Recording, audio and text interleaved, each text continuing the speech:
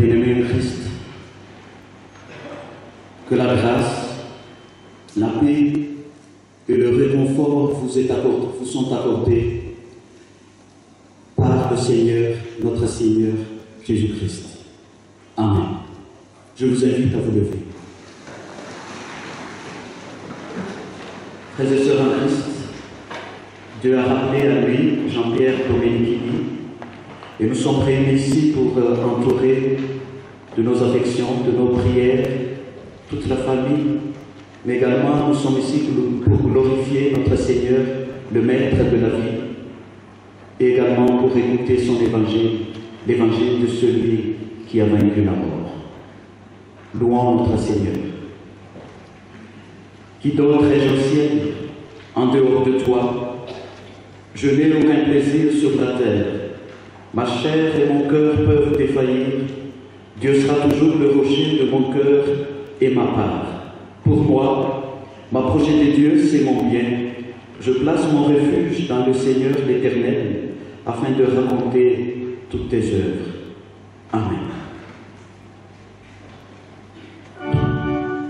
Trouvez dans ma vie ta présence.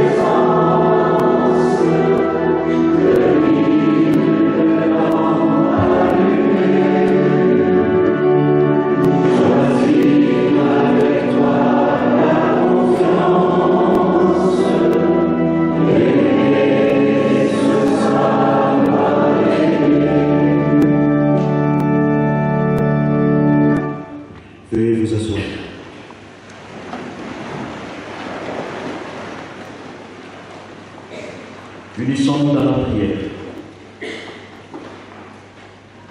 Seigneur, nous te louons nous te glorifions, car tu es le maître de la vie.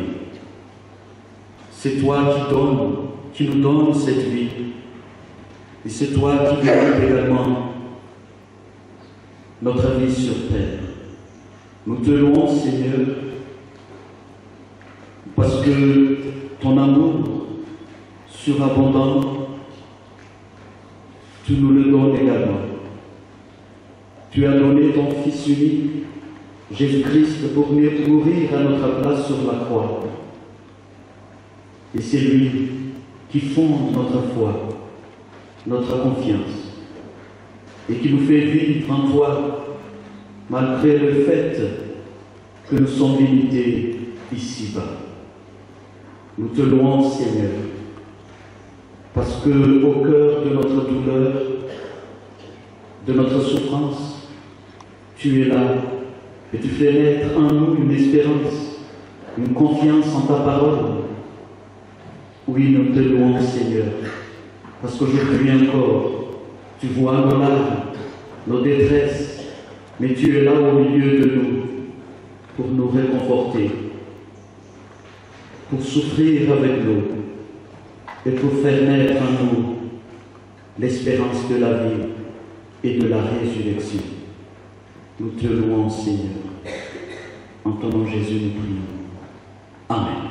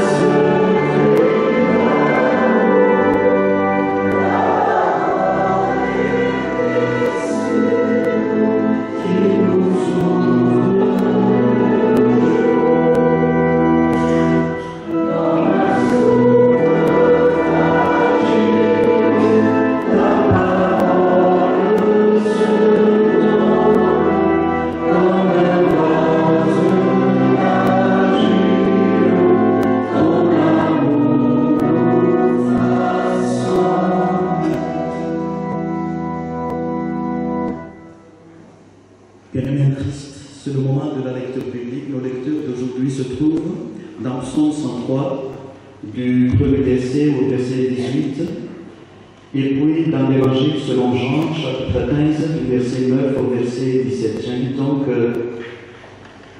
les membres de la famille à monter à l'autel pour la lecture.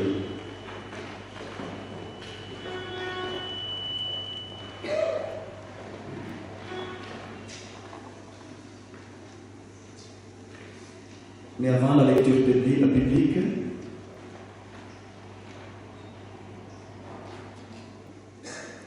je vous invite à la prière.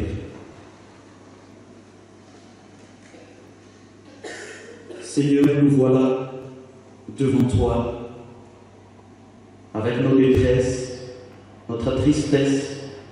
Oui, nous voilà devant toi, car au moment où la parole nous échappe, venue une autre parole qui fait irruption au cœur de notre existence, une parole de vie pour dire la mort. Nous voilà devant toi, Seigneur, car tu veux aujourd'hui nous relever, nous redresser et faire naître en nous une espérance. Parle, Seigneur, parle-nous, car nous sommes à l'écoute de ta parole. Amen.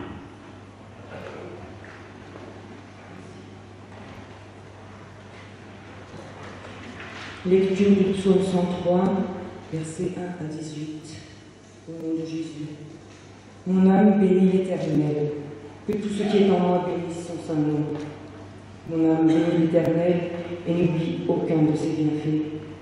C'est lui qui pardonne toutes nos iniquités, qui guérit toutes les maladies. C'est lui qui délivre ta vie de la fosse, qui te couronne de bonté et de miséricorde.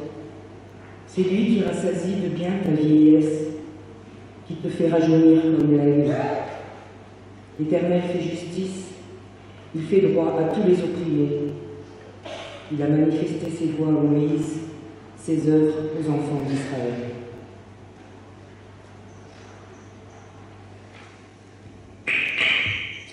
L'Éternel est miséricordieux et compatissant, lent à la colère et riche en bonté. Il ne conteste pas sans cesse, il ne garde pas sa colère à toujours. Il ne nous traite pas selon nos péchés, il ne nous punit pas selon nos iniquités. Mais autant les cieux sont élevés au-dessus de la terre, autant sa bonté est grande pour ceux qui le craignent. Autant l'Orient est éloigné de l'Occident, autant il éloigne de nous nos transgressions. Comme un père a compassion de ses enfants, l'Éternel a compassion de ceux qui le craignent. Car il sait de quoi nous sommes formés, il se souvient que nous sommes poussière. L'homme, ses jours sont comme l'herbe, il fleurit comme la fleur des champs. Lorsqu'elle passe sur terre, elle n'est plus, et les lieux qu'elle occupait ne la reconnaissent plus. Mais la bonté de l'Éternel dure à jamais pour ceux qui le craignent, et sa miséricorde pour les enfants de nos enfants, pour ceux qui gardent son alliance et se souviennent de ses commandements afin de les accomplir. Amen.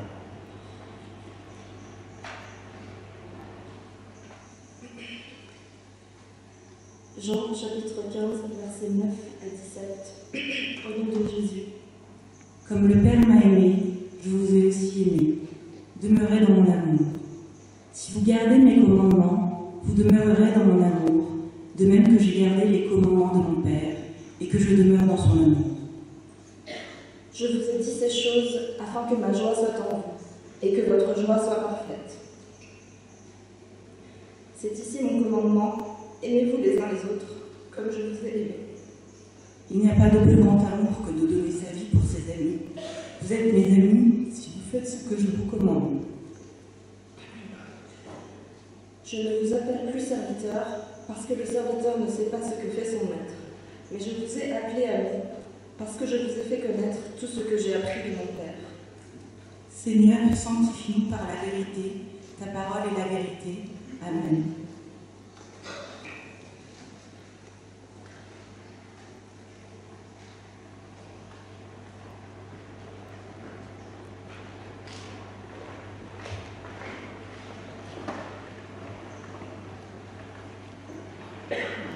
Ta parole les partage comme on coupe du pain. Je vous invite à vous lever.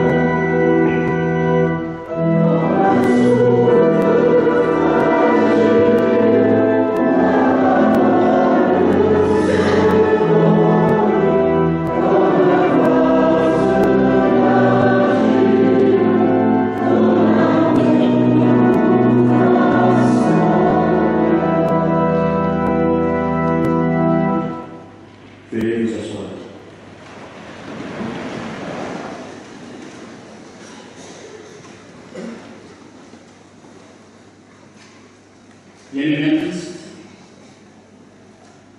que la grâce et l'amour de notre Seigneur vous soient accordés. Amen. La mort, elle est le point limite. Et ce que nous voyons devant nous aujourd'hui, ce que la mort réussit toujours à rattraper, voire à tuer,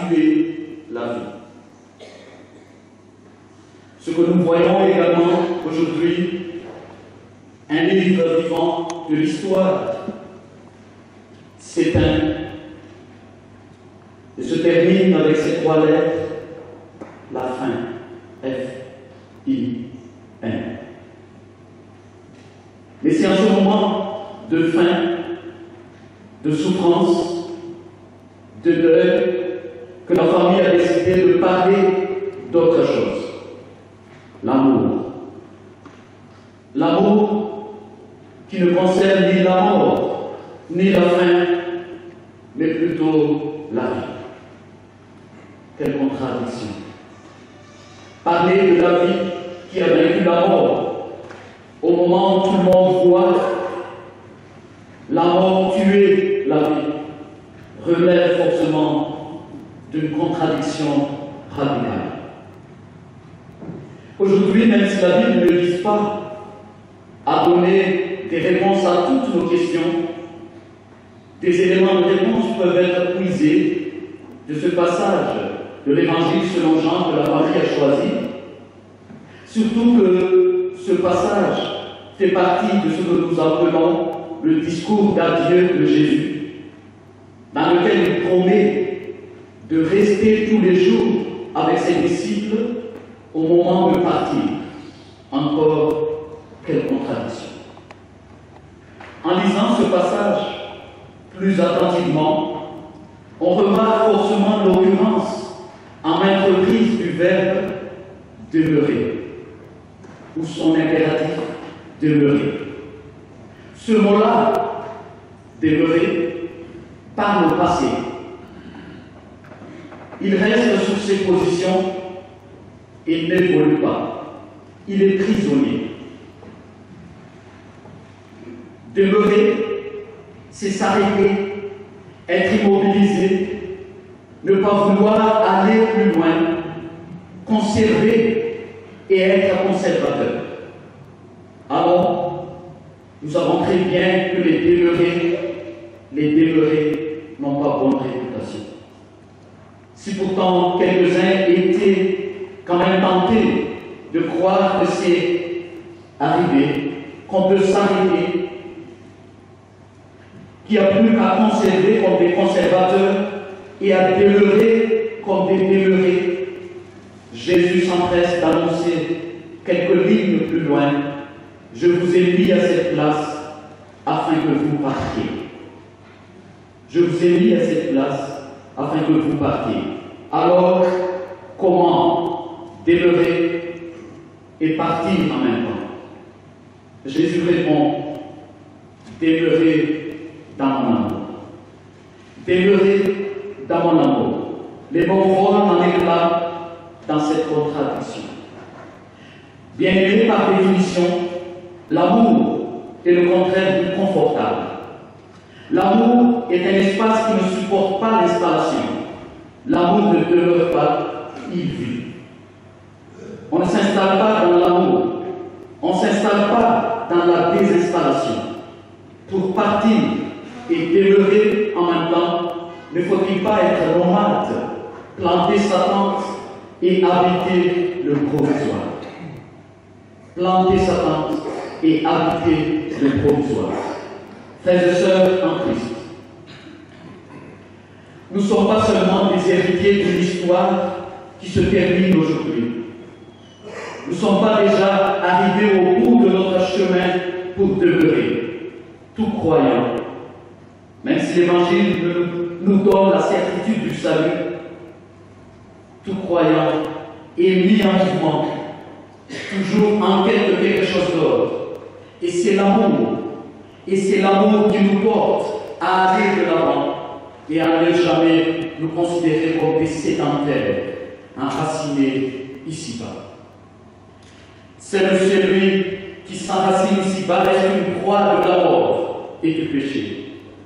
Mais c'est celui qui s'est fondé sa vie sur la parole de Dieu et ayant l'amour de Dieu combattre faisant tourner sa vie et ses comportements et ses manières de vie font ainsi sa vie ailleurs, en Christ. Et moi j'ai l'habitude de dire, même la mort n'épouse pas cet ailleurs. Oui, même la mort n'épouse pas cet ailleurs, car Christ a déjà vaincu la mort. Bien-aimés, autre contradiction, Jésus dit, gardez mes commandements. Gardez mes commandements. Et puis immédiatement, le contraire qui détruit le système et qui casse la théorie, mon commandement, c'est de vous aimer les uns les autres. Et il y a plus grand amour que de donner sa vie. Pour garder les commandements, il faut donner sa vie. Suivez le raisonnement. Donner et garder se contredisent. C'est comme dire, donner aux pauvres, donne aux pauvres tout ce que tu as et tu seras plus riche. C'est une contradiction et Jésus tient à la souligner lui-même en ajoutant, je vous appelle plus serviteurs, je vous appelle mes amis. Passer de serviteur à ami, c'est changer de relation. C'est une révolution qui change de cœur. C'est même cela, la révolution de la foi. L'homme cesse d'être domestique de la peur quand Dieu et l'homme se choisissent pour être des amis. Du coup, garder mes commandements veut dire gardez-vous en changement, en création, en relation toujours neuve. En venant, Jésus a apporté toute la nouveauté. Garder les commandements, c'est garder cette nouveauté inépuisable. Et pour garder, bien-aimé à Christ, pour garder, il faut perdre. Il faut donner et se donner. Contradiction parce que l'amour est un tissu de contradiction. Celui qui refuse les contradictions caricature l'Évangile.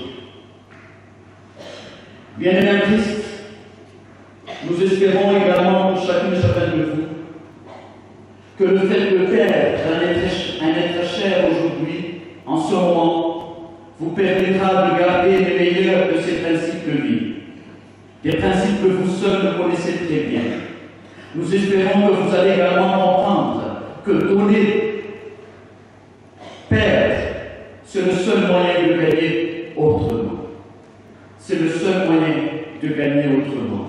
Jésus le confirme en disant, c'est lui qui perd sa vie à cause de moi, la gagnera. Et que cette séparation d'aujourd'hui vous permet d'espérer une retrouvaille. Oui, une retrouvaille, mais autrement. Bien-aimé à Christ, c'est donc toujours la mort, une mort qui nous fait naître à nouveau. C'est donc au cœur de notre mort, de notre fragilité, de notre impuissance, de notre précarité, que la naissance se réalise à cause de cette rencontre avec Jésus, à cause de son amour. Et la résurrection, qui n'est autre qu'une naissance de nouveau, disons-le encore une fois, n'est pas l'ordre d'un programme d'outre-tombe nous permettant de revêtir l'immortalité. Non. L'autre fait au croyant est d'ouvrir son existence ici-bas, toujours marquée par la finitude de la mort, ici et maintenant, l'ouvrir à une espérance qui s'inscrit au cœur de cette réalité, au cœur de cette fragilité, et ouvre ainsi une brèche jusque dans l'au-delà. Et la contradiction, c'est que le croyant inverse donc le sens de son scénario de vie. Alors que la vie de son corps s'amenuise progressivement jusqu'à s'éteindre dans la mort, la vie reçue du Christ, de Dieu, croît jusqu'à sa plénitude quand il se dressera devant son Dieu. Aussi, bien-aimé à Christ, la résurrection n'est pas un refus de la réalité de la condition humaine, mais invite plutôt à l'assumer pleinement. Pourtant, nous, croyons que nous soyons morts parce que vieux, malades, handicapés, ou plus encore que nous soyons morts spirituellement, nous pouvons, ici et maintenant, dans notre chair mortelle, faire l'expérience de la vie véritable, une vie qui ne meurt jamais, une vie réorganisée par la résurrection de Christ, par l'amour, par la confiance en notre Seigneur, et nous savoir dépendants de lui. Bien-aimé Christ, je termine déjà. L'amour est donc l'auteur et le seul auteur de toutes ces contradictions dans notre vie. Il nous permet même de dire qu'à cause de la mort et de la résurrection de Christ, même considéré comme la fin, ces trois lettres, le tombeau devient chemin et la mort n'est que traversée. Oui, quelle contradiction. Et si au moment où tout le monde ne voit que l'écroulement, tout est devenu fermé, nous voyons plutôt, nous espérons plutôt, à cause de Christ, à cause de son amour, nous voyons une brèche qui s'ouvre, qui s'écrit également en trois lettres, la vie, V-I-E. Mais cette vie éternelle, cette résurrection, ne sont pas de l'ordre du savoir ou de la connaissance. Je ne maîtrise pas tout ce qui va se passer au-delà de la mort. Non. Ce n'est pas l'ordre du savoir et de la connaissance, mais de la confiance. Confiance en une grâce abondante. Confiance en une parole qui a vaincu la mort. Et comme le Père, Jésus dit aujourd'hui, comme le Père m'a aimé, je vous ai aimé également. Et le Père a aimé Jésus. Et le Père n'a jamais laissé Jésus comme une proie de la mort, pour rire dans la mort. Non. Le Père a ressuscité Jésus. Et comme le Père a aimé Jésus, Jésus nous aime également. Et nous invite à faire confiance à cette grâce surabondante, à cet amour inconditionnel qui ne va pas, qui ne laisse pas ses amis sous l'emprise, sous l'esclavage, la corruption de la mort. Bien-aimé Christ, c'est cette confiance et cette espérance que reflète également ce très beau texte de Paul Ricoeur. Paul Ricoeur, un philosophe, penseur mormon et théologien, publié à titre posthume, dans lequel, au seuil de la mort, il indique son renoncement, mais en même temps sa confiance. Je cite: seulement l'idée de la grâce, la confiance dans la grâce. Rien ne m'est dû. Je n'attends rien pour moi. Je ne demande rien. J'ai renoncé. J'essaie de renoncer à réclamer, à revendiquer. Je dis: Dieu, tu feras ce que tu voudras de moi. Peut-être rien. J'accepte de n'être plus. Alors, une autre espérance que le désir de continuer d'exister se lève. Seulement l'idée de la grâce, la confiance dans la grâce. Rien ne m'est dû. J'attends rien pour moi. Je ne demande rien. J'ai renoncé. J'essaie de renoncer à réclamer, à revendiquer. Je dis: Dieu, tu feras ce que tu voudras de moi. Peut-être rien. J'accepte de n'être plus. Alors, une autre espérance que le désir de continuer d'exister se lève. À Dieu seul soit la gloire. Amen.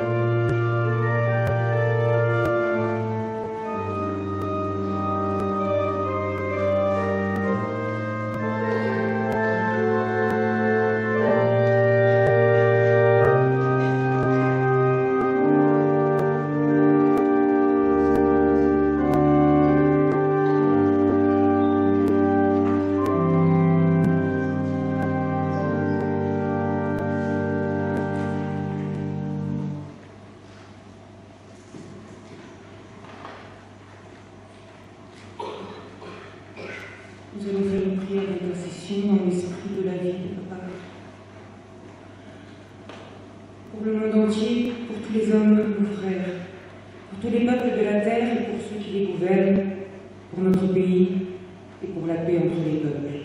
Nous te prions, Seigneur.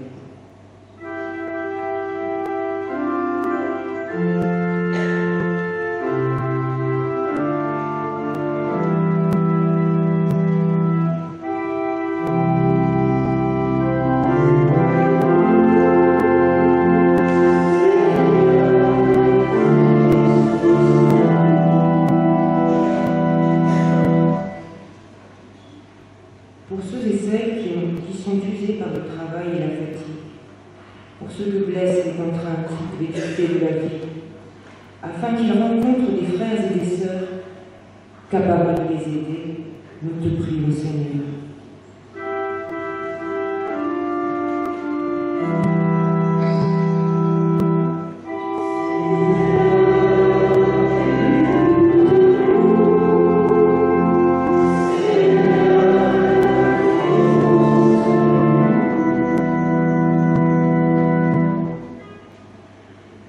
Pour ceux et celles qui doivent affronter la vieillesse ou la maladie, pour ceux qui connaissent l'affliction ou le désespoir, nous te prions, Seigneur.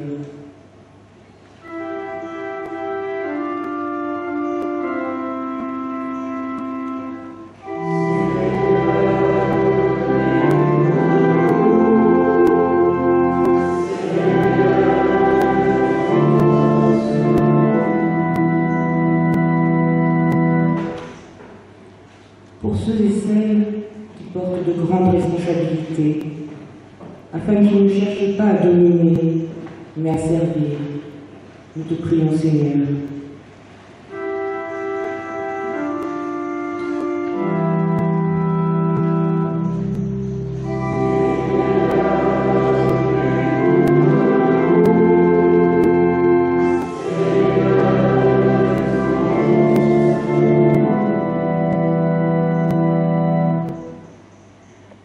Pour que notre communauté soit un lieu fraternel, où soit vécu le service et le pardon, pour que toutes les générations y aient leur place et s'engagent au service du Christ. Nous te prions, Seigneur.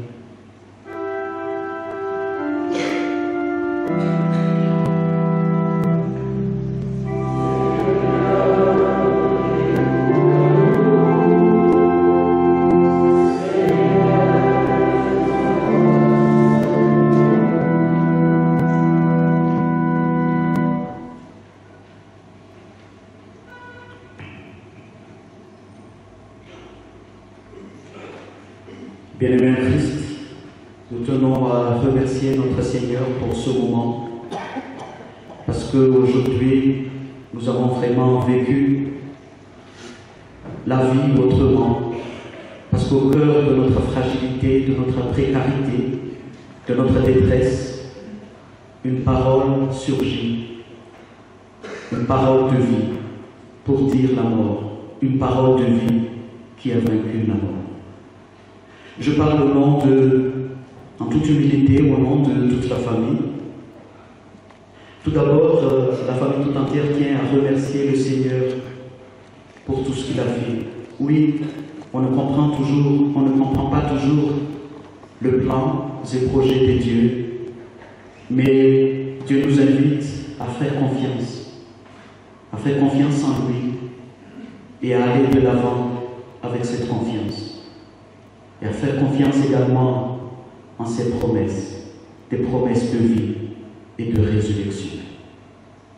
Et puis la famille tout entière tient également à vous remercier, vous qui avez entouré d'affection, de prière, la famille dans cette traversée, dans ce moment difficile.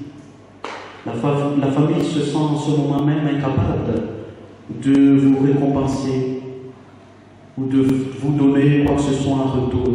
Mais le souhait de la famille, que ce soit la bénédiction de notre Seigneur, son amour inconditionnel et sa grâce surabondante qui vont surabonder dans votre vie. Et que Dieu fasse que votre vie témoigne de son amour inconditionnel.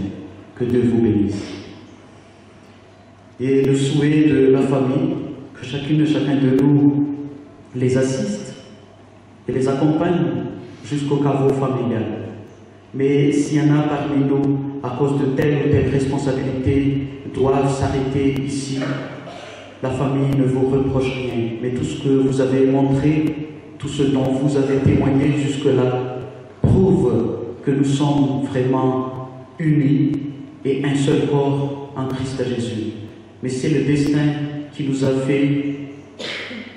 a séparés aujourd'hui en une famille à encourager et une autre famille qui encourage. Mais nous sommes vraiment une seule famille en Christ Jésus. Et donc, la famille proche va se tenir à la sortie, à l'issue de ce culte d'action de grâce, pour que seulement nous, qui ne pouvons pas les accompagner jusqu'au caveau familial, pour que nous puissions les encourager, les fortifier et glisser quelques mots d'encouragement.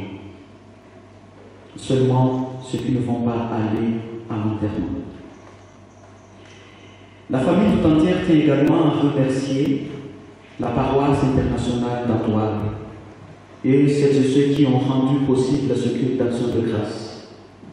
Soyez-en remerciés au nom de toute la famille. Ils ont donné pour la paroisse internationale un don en offrande. Le discours dans l'Église n'est pas une occasion pour faire l'éloge funèbre, non, pas du tout. Mais le souhait de la paroisse internationale, car vous m'avez donné juste 3 grandes lignes des principes de vie de notre chair, et le souhait de la paroisse internationale, que vous ne soyez pas seulement héritiers des biens qu'il a laissés, mais également héritiers de ses principes. Car lui, il a été une personne d'une extrême générosité positive et l'esprit tourné vers l'avenir. Rien moins soucieux de transmettre aussi bien la terre que les valeurs malgaches à ses enfants. Et il a dit, sans la connaissance de l'histoire, il n'y a pas d'avenir possible. Nous souhaitons donc que chacune et chacun de vous incarne ces valeurs, ces principes, pour que nous soyons pas seulement des personnes qui lisent l'histoire, mais que nous soyons ensemble une histoire à raconter et à lire par nos descendants. Que Dieu vous bénisse. Donc, à l'issue de ce culte, tout d'abord, les personnes qui ramènent des fleurs et les médailles, et puis après, les personnes qui ramènent le cercueil sortent en premier, suivis de la famille proche, suivis du pasteur et des officiants. Et c'est après tout cela que l'assemblée sort. Je vous remercie.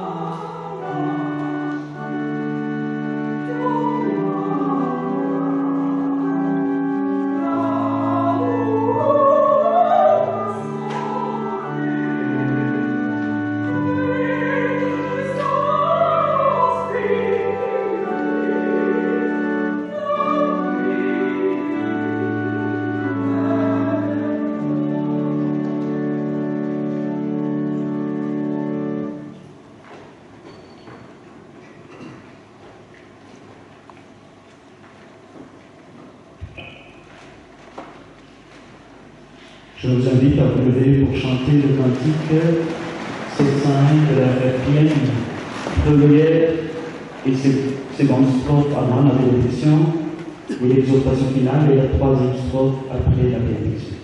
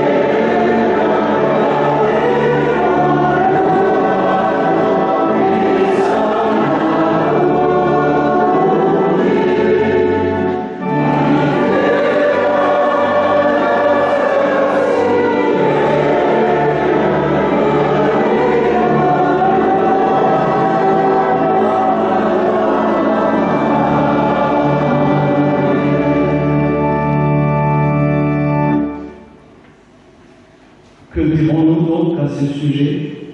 Si Dieu est pour nous, qui sera contre nous? Qui accusera les élus de Dieu? Dieu est celui qui justifie. Qui nous séparera de l'amour de Christ? La tribulation, ou l'angoisse, ou la persécution, ou la faim, ou le dénuement, ou le péril, ou l'épée? Car je suis persuadé que ni la mort, ni la vie, ni les anges, ni les dominations, ni le présent, ni l'avenir, ni les puissances, ni les êtres d'en haut, ni ceux d'en bas, ni aucune créature ne pourra nous séparer de l'amour des dieux en Christ Jésus notre Seigneur. Recevez la bénédiction de sa part. Que le Dieu de la patience et de la consolation vous donne d'avoir une même pensée les uns à l'égard des autres selon le Christ Jésus, afin que d'un commun accord, d'une seule voix, vous glorifiez le Dieu et Père de notre Seigneur Jésus-Christ. Amen.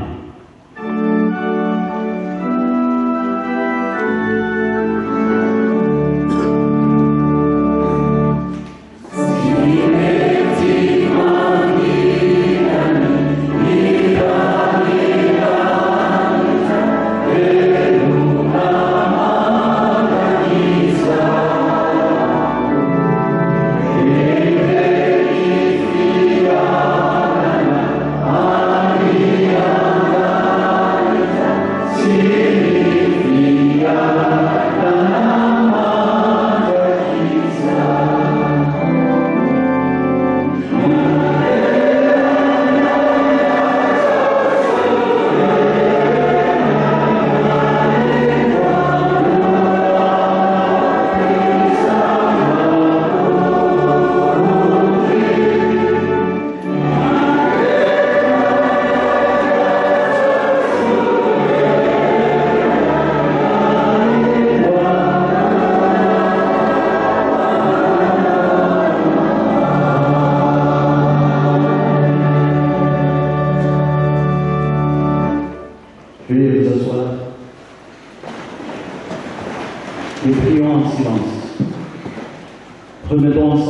notre vie et celle de notre famille respective entre les mains de notre Seigneur.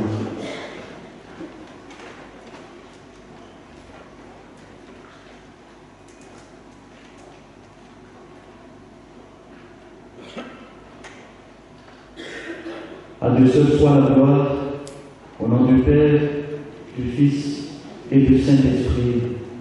Amen.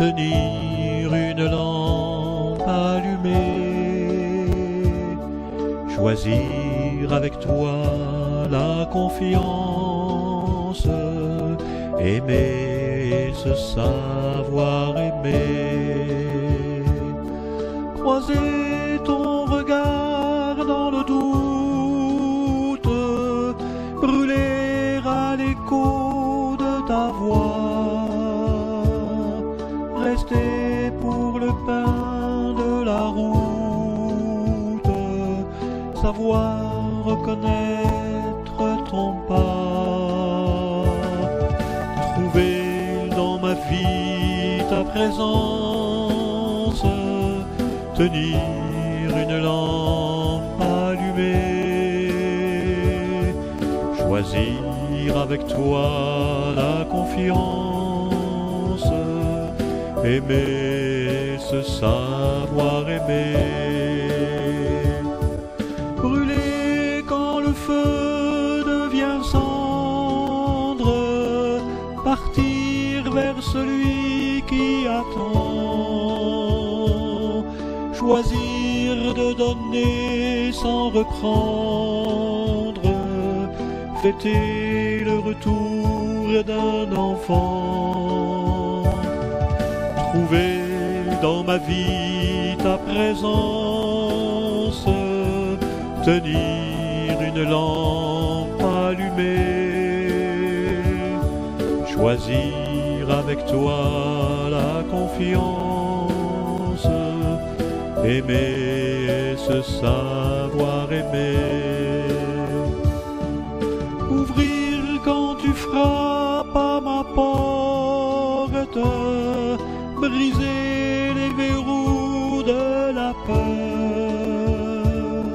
savoir tout ce que tu m'apportes, rester et devenir veilleur, trouver dans ma vie ta présence, tenir une lampe allumée, choisir avec toi la confiance, aimer, se savoir aimer, trouver dans ma vie ta présence, tenir une lampe allumée, choisir avec toi la confiance, aimer, se savoir aimer.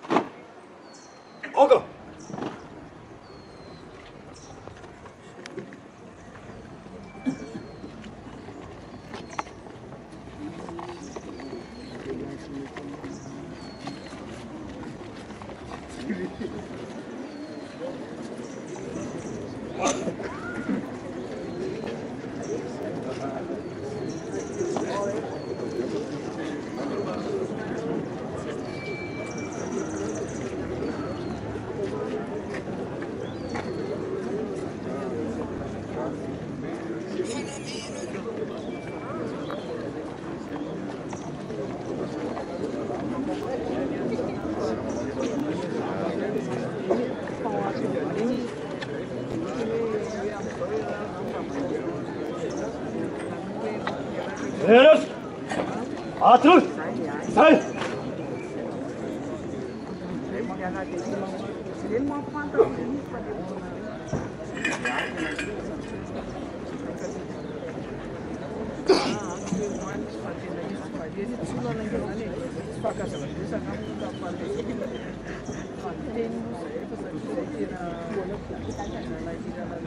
Weiter! Sei! Auge!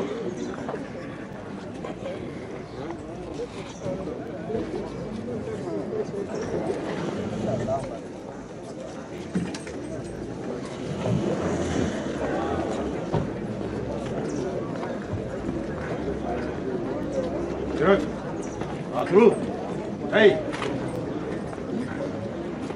Aycan! Hey!